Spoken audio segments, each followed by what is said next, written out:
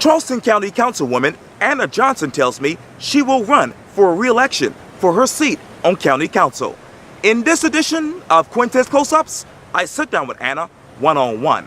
And be sure to download the free Quintin's Close-Ups app in your Apple or Google Play stores. Well, Ms. Johnson, it's so good to meet you. Great to meet you also. I appreciate this. As I was telling you on the phone last week, I've interviewed every Charleston County Council member except for you. I'm the last. Why is that? I have no clue. I'm trying to get around to everybody. But tell me, beyond politics and beyond being a councilwoman, who is Anna Johnson? Oh, well, I think I'm just a regular local country girl from James Island. Wow. Did some traveling, but this is home, and my family has lived here for 5 generations. And so I went to New York, Memphis, and settled back down home in the 70s. Wow. You talk about James Island, you talk about the 70s. When you came back here during that time to right now, what is the biggest difference about James Island in your mind? Well, there is a big difference. We know that. During the time in the 70s, well, I left in '66, and so they were doing a lot of farming at that time, and wasn't very many jobs here. So when I graduated, I thought I needed a job that was going to pay me some good money, that was not going to be on the farm where I'd be looking up at the sun early in the day. Right. So I went to New York for a job. And I always dreamed of working on Wall Street. Wow. So I actually did get a chance to work on Wall Street. Didn't come back with the big money, Right. but it was an opportunity to just see a different place, get a better job, and opportunities just open up. Wow. And from that time on, I mean, you've done everything from working at the College of Charleston, working at the Charleston area YWCA, Charleston County Schools, Medical University, Department of Transportation, Talent James Island Council member. What particular position describes you best professionally? I'm a public servant. So all of my jobs have been in the public arena. I worked for state government for over 25 years. Wow. And so I would say just being a servant. Wow. I enjoy working with the public. You talk about being a public servant and serving the public. Obviously, you were elected to Charleston County Council in November of 2010.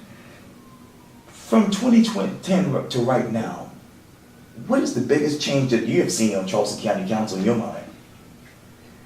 The biggest change? Well, we brought a lot of businesses here, and certainly big businesses, because I was here when Boeing came, and also now we have the Mercedes plant.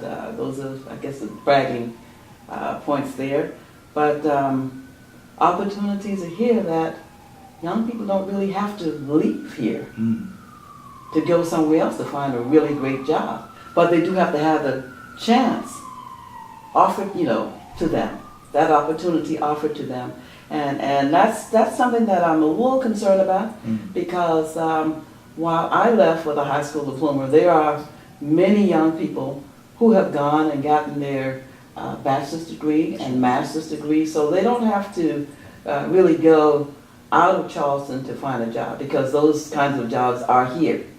But having the opportunity to get hired, being hired, that's the thing, that's the key. Yes, and so oftentimes I see people that are in positions that are not related to their specialty area for their degrees, or they're just underpaid because they're not able to find the kind of job that they wanted to find with their degrees. And let me get back to council, because it says this term expires December 2018, and I know last week you announced that you're coming up for re-election.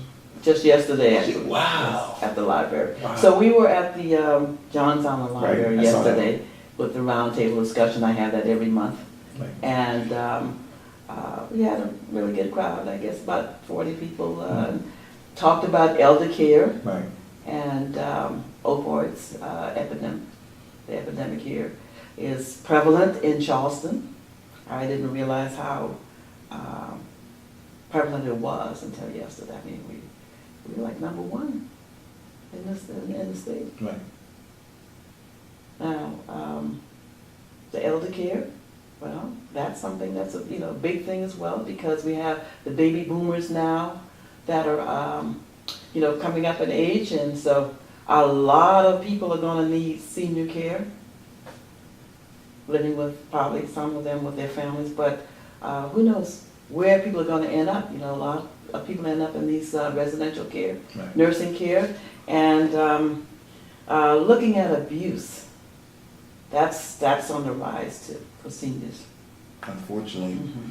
And let me get back, So my announcement, though, you asked me about Oh, the go for it, announcement. go for it. Okay, yes. So I am running for re-election, and this will start, the filing date is starting in March. Right. And so I'm looking forward to that, because there's still quite a number of projects that I want to finish, but the main one that I want to see finish is 526. My district Right. includes all of the Sea Islands. That's true. And Johns Island is an area that we really need to be able to get traffic relief, Mm. and at least have the traffic flowing much better, than it is now, because we had the traffic jams from Farley Road sometimes, Mm. going on up to Maybank and then River Road. Right. Yeah, so I'm looking forward to seeing that project, move forward. It's a stalemate right now, but that's probably the number one thing that's in my mind. Where's the money? We are working to try to get the money. Of course, the State Infrastructure Bank promised $420 million, and they've said the project is now well up into like 750. But we're trying to get the money from them. If they would just give us that amount, the county has promised to put the other part. They'll give us at least the $420 million that they promised to give us. That was the wrong question. Why the politics for such an emergency like this? Now, I wish I knew that. It would be just so simple for us as politicians to do what is right by the people. We know what is needed. So it's our job to be public servants, to go and do what is necessary for the public, not to play politics. And oftentimes that happens too many times. Okay, where are you emotionally with this? Because it's been years in the making since they've been trying to develop an extension for 526. And now you have hurricanes, you have snow events coming here in Charleston. Where are you with that?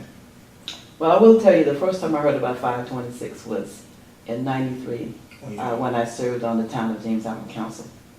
And at that time, it was a little bit of resistance for it, but I never thought it would be anything that would hinder the project from really going forward. And to hear about, from '93 to now, it just amazes me that it hasn't been completed. But it is a highway that I think needs to be built. Johns Island needs another road off of the highway with all of the amount of residents that are moving there. Right. So many people. Charleston, the city of Charleston is, I think, about 135,000 people now, the number one city That's right. in South Carolina. And so, they have worked hard to do that, and that included residents on Johns Island. Right. So I guess probably a fourth of the island is in the city of Charleston. Right. Right. So now that population is growing tremendously there. There has to be more than just the two roads that we have, Main Road and Maybank Highway, coming off of the biggest island in the United States. Mm. You talk about Johns Island, you talk about James Island and the rest of the Sea Islands. What is the future of those Sea Islands in your mind? The future of it. Well, I still believe in, I'm rural. Okay. However, we're not farming anymore. The farming is not on the islands like it used to be. And so we have got to we change our minds into thinking of how to redo the island in a way that it's going to be productive, but not to the point that we really don't recognize any of the islands. So with that, for instance, I'll tell you that we have greenbelt projects. Right. Okay, we have preserved a lot of areas on the islands. James Island, we just gave the town of James Island money for the Pinckney Park. Right. Okay, Hollywood, they have the SAP, they have the Wide Awake Park, Right. and there was a park in Roxbury Park, and I think it's Megan. So Eddie Stowe Island, all over, Wadmalaw. So really, the green belt, I would say, is on the Sea Islands. Mm. We've done our job with that. Okay. But you do need more than just the green belt project. You know, because the people over there have got to be able to have jobs that is going to be sustainable too, for them to live there. You know, the housing is very costly. I think the cheapest house you may find on Johns Island, they start out with $200,000, you know, and up. So you got to have a great income. The study that we did with Charleston County, looking at affordable housing, Right. I think it was, you know, people that make almost like 40, well, at least about $40,000. You know, talk about trying to get some kind of decent housing. Now, I wish $40 an hour would be great, Okay. because yes, they'll be able to go and get the homes that they want, the kind of homes that's being built. You know, sometimes when people talk about affordable housing, at one time we thought that it was, well, it meant projects, low income homes. Doesn't mean that, not affordable housing now. Workforce housing might be a little bit lower in cost, but just to get, we can't get affordable housing. So if we are looking at something starting at, like I said, you know, $200,000 or $300,000, they've got to have jobs that's paying them an income to afford that kind of living, that kind of home. And you can't just get it by having a maintenance job or a retail store job or a hotel cleaning job. Need more than that. You talk about workforce housing. How would Charleston County work with those people who want that in their lives? Well, I think one thing we've done recently Okay. in the communities on Solid Green Right. and Parker's Ferry, Right. those are older neighborhoods, communities that were started back after the Civil War. A lot of families have acres and acres and acres of land out there. One thing we were able to do is to help them to prepare their properties now where they can expand and build more homes on their property. The Parker's Ferry area, they were at a point where they were only allowed to build one house per 10 acres. Now we've gotten it just recently. Been able to work with the community and our planning department.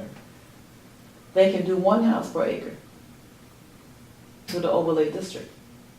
And Solid Green, same thing.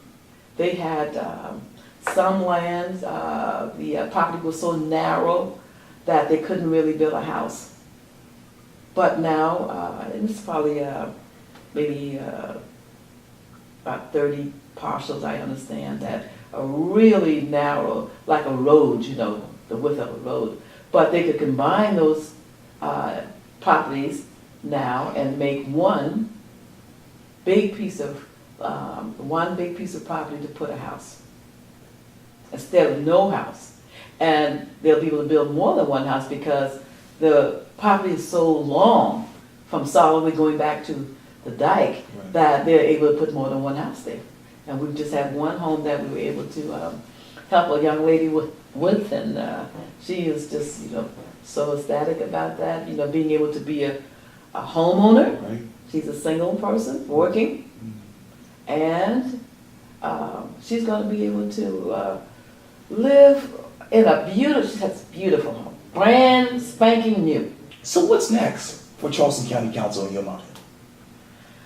I have a few historical projects that I'm working on, helping in the community, and because I also believe that in the African American communities, they have not had recognition with history as much as I think that they should, especially when we consider that a lot of these settlement homes or communities were started after the Civil War. Right. And there is one on Grumble Road, and so I've been working with a group that, they wanted to put the W. Gresham Maggott High School on the National Historic Registry, and so they just accomplished that. Wow. So that's going to be a story that they'll be able to tell about the equalization program and how, why black schools were created,